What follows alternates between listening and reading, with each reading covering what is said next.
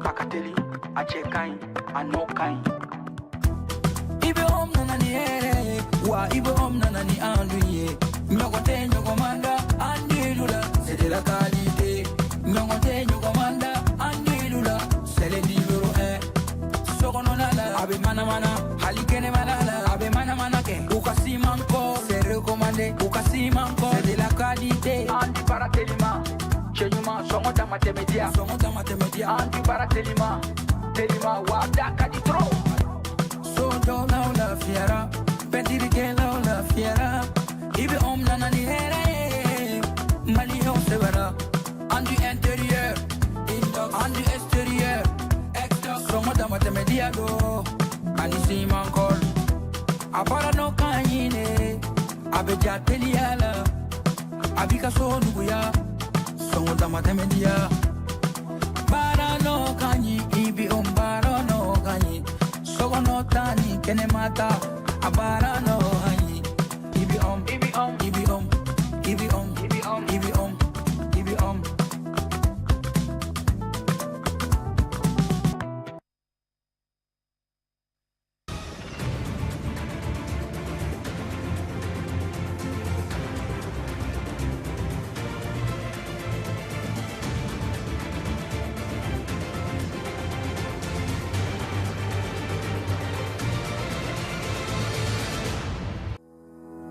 Salon de l'art du dessin et de la décoration Bakurumba Fulana be wele ko Sadek ni o ye sokonona minɛ ale ni sokonona masiri minɛnw olu lajɛ ta ko filanan hukumu kɔnɔna na ko ale baara ɲɛbilaw kɛra ka kɛɲɛ ni sibiridon ye octobre kalo tile 18 san 2025 Mamadu Jalo ale bɛna caman ɲɛfɔ an ye o ko kan ni kunnafoniya ninnu senfɛ.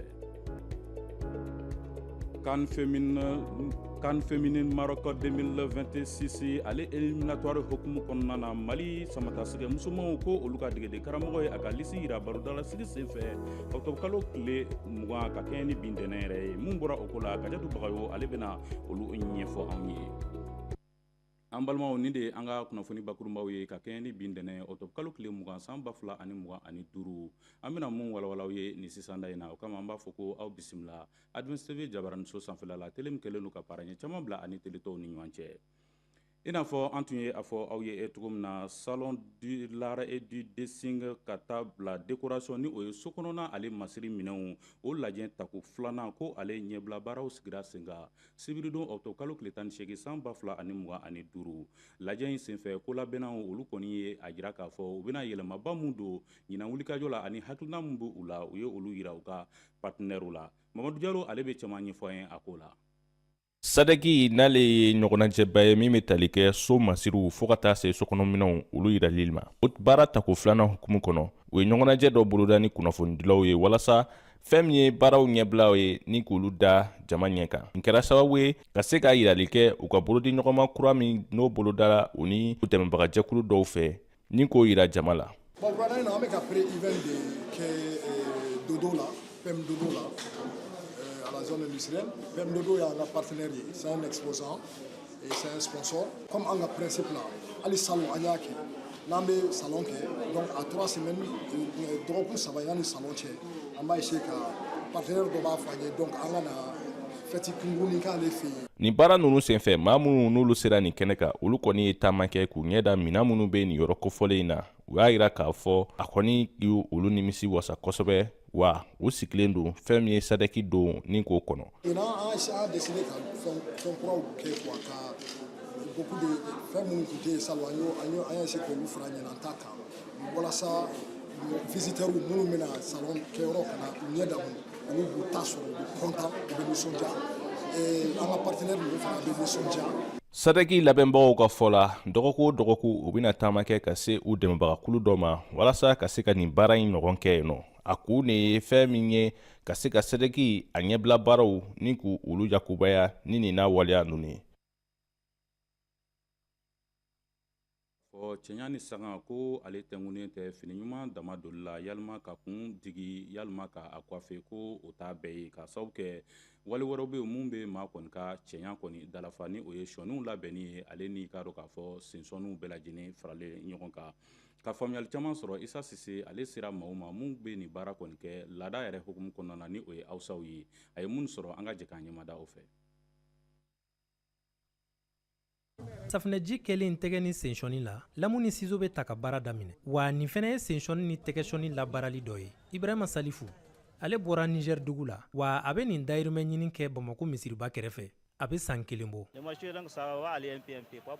sugu ka wusa an bɛ don min na i ko bi ka da kan maa 10 fɔ ka se maa 15 ɲɔgɔnnaw ma n bɛ se k'olu sɔrɔ don o don o bɛ kɛ sababu ye 1000 fɔ ka taa se 2000 la m'olu sɔrɔ wagati dɔw la wa wagati dɔw fɛnɛ bɛ k'a la kiliyanw olu sena bɛ sumaya ka da gɛlɛya kan i n'a fɔ ibrahima salifu a ɲɔgɔnna caaman be yen minnu fɛnɛ be nin baara kelen kɛ nin yɔrɔ in la ali sise ale ye san 18 sɔrɔ a la mali kɔnɔ dango do ni bɛ waati sisan ni bɛ baara kɛ ni b'a kɛ a mɛna dɔɔni san tan da segi a bɛ yan ne bɛ yan alhamdulilayi a bɛ kɛ dɔɔni don kiliyan caman bɛ mɛ a sɔnni tigɛ 40 ko caman de bɛ a bɛ kɛ 40 patron bɛ kana a bɛ wa kɛmɛ fila a bɛ bi d'i ma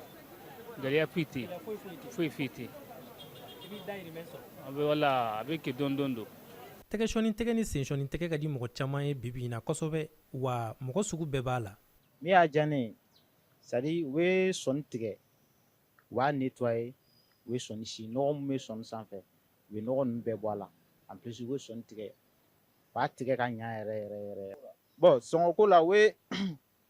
bɛ sen 2 ni tɛgɛ 2 u b'a kɛ 20 hali u bɛ sen jukɔrɔ la ni i b'a fɔ mɔgɔ minnu sen pɛrɛnnen don ni kaba bɛ mɔgɔ minnu sen na woli fɛnɛ sen si quoi hali n'a y'a sɔrɔ a ka di mɔgɔ caman ye dɔw kɔni bɛ yen olu t'a fɛ fiyewu bon ne fɛ a ma ɲi nɔ parce que sécurité foyi t'a la a tigi bɛ ka lamu kelen de kɛ a bɛ ka ciseau kelen de kɛ ka bɛɛ nettoyer du coup i bɛ k'a dabɔ ko k'i fari jɛya mais i bɛ se ka bana sɔrɔ a fɛ lamu bɛ se k'e tigɛ bana min bɛ mɔgɔw la a bɛ se ka yɛlɛma joli de fɛ ka caya du coup ne kɔni fɛ c'est pas du tout professionnel mali dɔrɔn tɛ minnu bɛ nin baara in kɛ u bɛ sɔrɔ an dafɛ jamana bɛɛ kɔnɔ n'a y'a sɔrɔ tubabu sen dilan ni tɛgɛ dilan cogo ka di musow ye wa an bɛ cɛw de ye ka nin kɛ ka caya nka fo bɛɛ k'a dɔn k'a fɔ ko a kɔlɔlɔ tan tɛ kunnafoni nasira wɛrɛ la an bɛ taa farikolo ɲɛnajɛ kungo kibaruya la k'aw ladɔnniya k'a fɔ ka kɛɲɛ ni CAN féminine Maroc 2026 ale éliminatoire hukumu kɔnɔna na mali samatasɛgɛ musomanw olu ka degede karamɔgɔ ye a ka lisi yira barodarasigi senfɛ bi ntɛnɛ octobre kalo tile 20 san 2025 a y'a ka danaya da musomani maa 21 kan olu ni Cap Vert olu kan ka ɲɔgɔn sɔrɔ takasegi la éliminatoire ale hukumu kɔnɔna na Kajatu Bagayo ale tun b'a kɛnɛ kan a ye mun sɔrɔ an ka jɛ k'an ɲɛmada o fɛ farafinna wanaw ka kɛnɛ simbɔli hukumu kɔnɔ n'o bɛ talikan balakaw ta fanfɛla la sa a bɔko fɔlɔ tɛmɛnin kɔni ni mali sɛbɛnka ɲɛnama sɔrɔ gabon ka tali ni seginni na 9 ani kanangolo bɔko laban dolantɔ hukumu kɔnɔ sa mali ni Cap Vert bɛna ɲɔgɔn sɔrɔ o de hukumu kɔnɔ fédération malienne de football jabala la sa birama konate n'ale ye degeden karamɔgɔ ye an balakaw ta fanfɛla la a ye kunnafoni di kɛ ka ɲɛsin maaw ma dolantana minnu sɛbɛnna yen tulon kofɔlen in na a ka kɔrɔfɔ kɔnɔna na a da sera laɲiniw ma anu kɛlen don ka baara bila sen kan walasa u ka se ka qualification kofɔlen sɔrɔ mɔgɔ fɛnɛ ka don muso balontan ka demande la donc an b'a fo la an b'a ɲini aw fɛ a ka continuer k'o kɛ fɛnɛ ni ka k'a fɔlɔ ye ni kana k'a laban ye n y'a fɔ cogo min na muso balontan ye potentiel bɛ mali bolo potentiel b'an bolo so kɔnɔ yan a b'an bolo kɛnɛma donc ni anw nana ka na baara d'an ma tancogo la an fɔra min kɔ a ye baaraba de kɛ san 8 san 10 i bɛ tɔn kelen kɔnɔ a ye caman kɛ an bɛna ka continuité de k'a ka baara la yɔrɔ minnu ma ɲa an yɛrɛ hakilina la k'olu redresser ka se ka baara tɔ kɛ ka ɲa mali degelen bɛ qualification min na coupe d'Afrique la n'o ye muso balontan ye k'a ɲini ala fɛ an ka se k'o sɔrɔ k'o di mali ma k'o kɛ baara daminɛ fɔlɔ hakilina dɔ b'an kan parce que an filɛ nin ye diɲɛ laban tile min na diɲɛ bɛɛ kelen bɛ i b'a fɔ ko bara kelen n'i donna internet ni fɛnw kɔnɔ a kɛra cogo i bɛ information dɔ sɔrɔ a bɛ se ka kɛ i sago bɛ min na i tɛ se k'o bɛɛ sɔrɔ mais i kɔni bɛ dɔ sɔrɔ an ye dɔ sɔrɔ u kan an ye dɔ mɛn u kan donc an bɛ ka baara k'o fɛnɛ kan an kan ka o aborder cogo min na ale ka kɔrɔfɔ tɛmɛnen kɔ fédération malienne de football ka cɛbɔ mun bɛ kɛnɛ kan a fana ye hakilina ta di fédération bɛ k'a ka baara kɛ mais baara tɛ se ka dɔn ni aw presse mɔgɔw ma fɔ k'a lase mɔgɔw ka dɔn parce que an y'a ye football féminin dɔɔni tɛ kosɛbɛ Mali la bɛɛ ɲɛsinnen bɛ cɛw de ma n'aw a y'an dɛmɛ sisan ka supporters la faamuya ka fɔ football féminin k'u ɲɛsin o fana ma ani département bɛɛ k'i ɲɛsin football féminin fana ma comme u ɲɛsinnen bɛ cɛw ma cogoya min na je pense que an bɛ se yɔrɔ jan ni kɔrɔfɔni tɛmɛnen kɔ dolantanna 21 ni senbena ye ni tolon kofɔlen na n'a tali ɲɔgɔn sɔrɔ bilalen n'o ka ni octobre kalo tile 24 kɔnɔ parakaw fɛ n'o ye Cap Vert capitale ye kɔsegini dolantaw bolodalen ka bila octobre kalo tile 28 na an 2025 Bamako yan nɔ ka maaw hakili jigin k'a fɔ ko ni Mali ye sɛbɛya sɔrɔ ni tali ni seginni na sa o kɛ sababu ye k'a kɛ k'a ka qualification sɔrɔ ka taa kanba kɛnɛ kan nin de bɛ taa ni an ye jamana kɔkanko kibaruya hukumu kɔnɔna na Mamadu Jalo ale ye wulikajɔ k'a ye mun sɔrɔ an ka jɛnkan ɲɛmaadaw fɛ Senegal jamana kɔnɔna la u ka président kɔrɔ n'o ye Macky Sall ye ale tɔgɔ bɛ juruko kuma dɔw la min kun dogolen don a fɛ a ka fanga wagatiw o kumakan ninnu kɛra sababu ye a ka lafasali tɔn ɲɛma n'o ye a ka avocat ye o y'a yira k'a fɔ u bɛna baarabolo ta n'o de ye ka nin ko in k'a lata bɔgɔ jeninen kan walasa a tiɲɛ bɛ se ka dɔn cogo min na gafe fɛn fɛn bɛ nin koɲɛ in kun kan u y'a laɲini o bɛɛ ka di u ma ani fɛnɛ sira o sira bɛ yen nɔ n'o ye kiiri sira ye u bɛna olu bɛɛ lajɛlen tagama walasa olu jabakajɛ nin ko in na Camerounkaw fɛ yen nɔ kalafili mun kɛra octobre kalo tile 12 tɛmɛlen ale kɔni kɛlen don ka mankan caman wuli Cameroun jamana kɔnɔna la fanga sinamatɔn ɲɛma n'o ye Issa Shiroma Bakari ye ale kɔni bɛ ka lasiw kɛ k'a yira k'a fɔ sebaya ale y'o sɔrɔ nin kalafili kofɔlen in na o hukumu kɔnɔ a ka lase laban ninnu na a y'i ɲɛsin Paul Biya ma n'o ye Cameroun président ye an bɛ don min na ko bi k'a fɔ a kɔni a ye dafirila kalafiliw senfɛ a ka fanga bila ka d'a kan a bɛ fanga la nin y'a san 43 ye wa Camerounnaw olu kɔni y'u ka sugandili kɛ ka ɲɛsin ale ma o kɔfɛ a y'a yira k'a fɔ fɛnɛ ko yurukuyuruku waleya dɔw kɛra nin kalafili kofɔlen senfɛ min kɛra fanga yɛrɛ maaw fɛ République démocratique du Congo kɔnɔna la fɛn min ye Ebola bana ye ale kun bɛ maa laban mun na a yirala k'a fɔ o kɔni kɛlɛyara ale kun nadalen don dɔgɔtɔrɔso mun na o de ye Bulape dɔgɔtɔrɔso ye nin lase min na tali kɛ walasa ka se k'a yira k'a fɔ Ebola bana a bana Congo jamana kɔnɔna la nka an b'a ladɔnniya k'a fɔ septembre kalo tile 4 tɛmɛlen maa 64 olu kɔni kun jateminɛla k'a fɔ nin bana kofɔlen a bɛ olu la o maa ninnu na maa 11 olu le dɛnna kɛrɛfɛ walasa ka se ka sɛgɛsɛgɛliw bonya olu kan i n'a fɔ diɲɛ kɛnɛyaso tɔnba b'a lase cogoya min na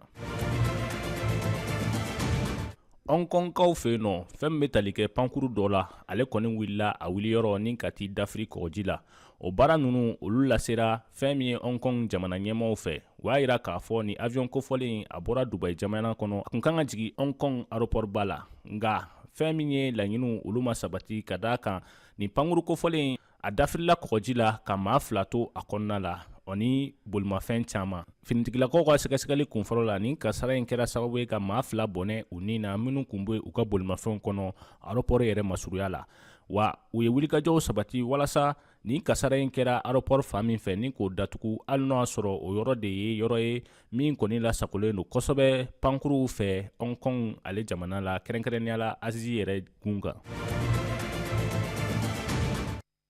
i n'a fɔ aw yɛrɛ y'a faamuya cogo min na nin de bɛ dansigi an ka bi kunnafoniyaw la an bɛ aw fo ka waleɲuman dɔn a filɛliko ɲuman na ka ɲini aw fɛ aw k'aw suwalen to Advance TV la ni Ala sɔnna a bɛna wasa caman sɔrɔ ni jabara in so in na ne bɛ k'an bɛ da aw ye nin waati in na ko Ala k'an bɛn waati wɛrɛ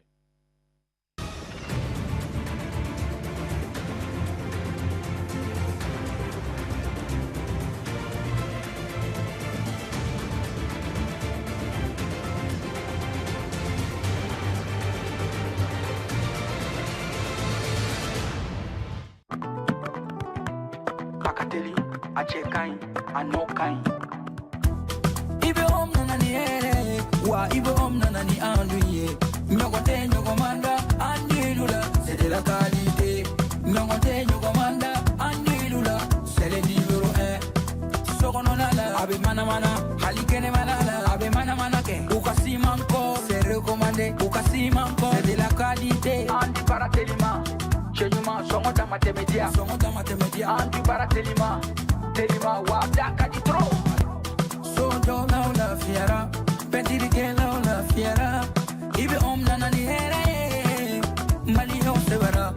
an du intérieur an du extérieur sɔngɔ dama tɛmɛ diya do ani siman kɔl a baara n'o kan ɲi ne a bɛ ja teliya la a b'i ka so nuguya songo dama temedia bara no kanyi ibi bara no kanyi sogo no tani kene mata abara no kanyi ibi